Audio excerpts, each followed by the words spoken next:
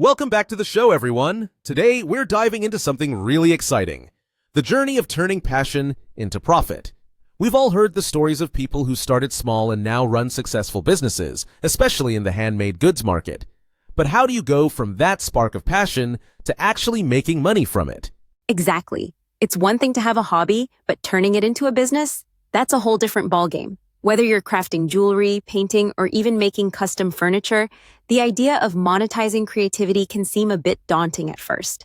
But it's absolutely doable with the right approach. Right, and that's what we're here to talk about today. It's about finding that sweet spot between creativity and commerce. So, let's start with a basic question. How do you know when your passion is ready to turn into something profitable? Well, I think the first sign is when you start getting consistent positive feedback from others. When people aren't just saying, "Oh, that's nice," but are actually expressing interest in buying or commissioning your work. That's usually when you can start thinking about scaling up. Yeah, it's like when your friends and family are no longer just admiring your work, but they're asking, "Hey, can I buy one?"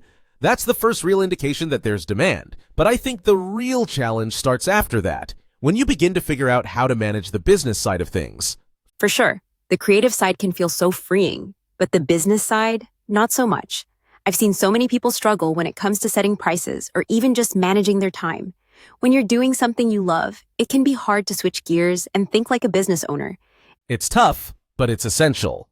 I mean, let's talk about pricing for a second. It's not just about covering your materials or your time, it's also about recognizing the value of your work, the uniqueness of your craft, and how much people are willing to pay for something they can't get anywhere else. Exactly. And there's this balance you have to strike. You want to be competitive, but you also don't want to undercut yourself. You've put time and effort into perfecting your craft, so it's important to value that appropriately. But then there's the fear of pricing too high and scaring people away. It's a tricky balance to navigate. I've heard a lot of creators talk about imposter syndrome, feeling like their work isn't worth what they're charging. But I think the key is to recognize that if you're confident in your craft, your pricing will reflect that value. You have to be your own biggest advocate. I couldn't agree more.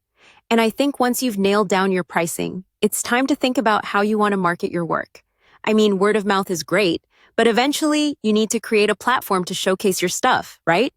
Absolutely. It's all about building your brand. Whether you're using social media, a website, or even attending local markets, having a consistent presence is key. Social media especially has been a game changer for creative entrepreneurs. Platforms like Instagram, Pinterest, or Etsy can help you reach a broader audience. For sure. But again, it's not just about posting pretty pictures. It's about telling your story. People connect with the person behind the product. If you can share why you do what you do, why it matters to you, that's when you start building a loyal following. Right, it's the why that resonates with people.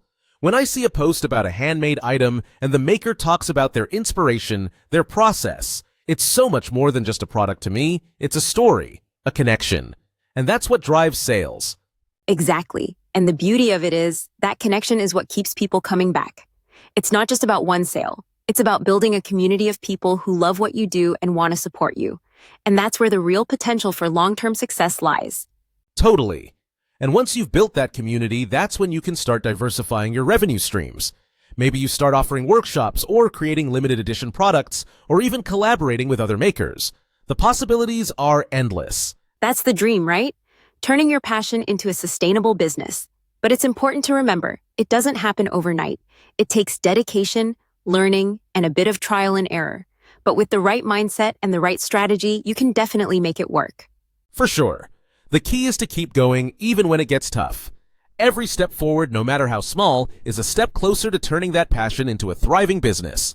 And remember, it's not just about profit. It's about finding fulfillment in what you do and sharing that with others. I love that. And I think that's a great note to end on today. For anyone out there thinking about turning their passion into a business, go for it. Take that leap, do the work, and trust the process. Absolutely. Thanks for joining us today. We hope you feel inspired and ready to take your passion to the next level. See you next time. Take care, everyone.